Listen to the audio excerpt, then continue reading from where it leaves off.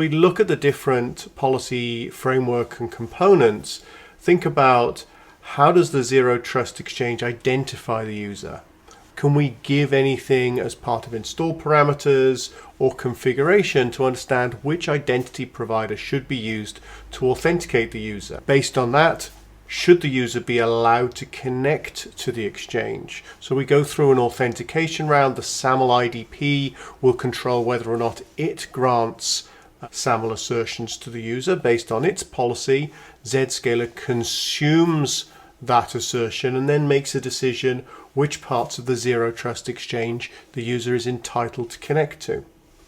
Once the user is connected, we can assess information about how the user is connected, whether they're using browser-based access, privileged remote access, whether we're going to drive them into isolation or use the client connector. And the client connector can give us that trusted network policy to understand which network the user is on and what services should be enabled.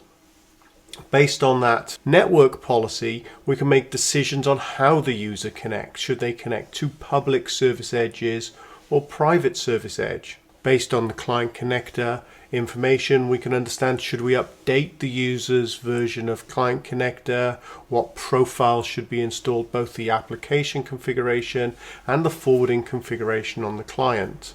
And then based on that information, the SAML information that we're provided and device posture, we can make decisions on whether or not Zscaler Internet Access is enabled, private access, or digital experience. There are multiple use cases where we might only want to enable Zscaler Internet Access for a user and not private access or digital experience, or vice versa.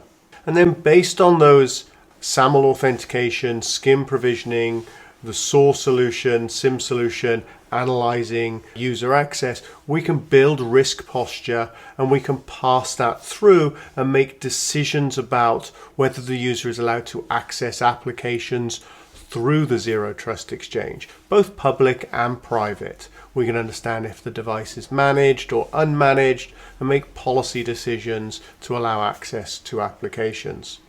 And then also making decisions about how we inspect SSL traffic.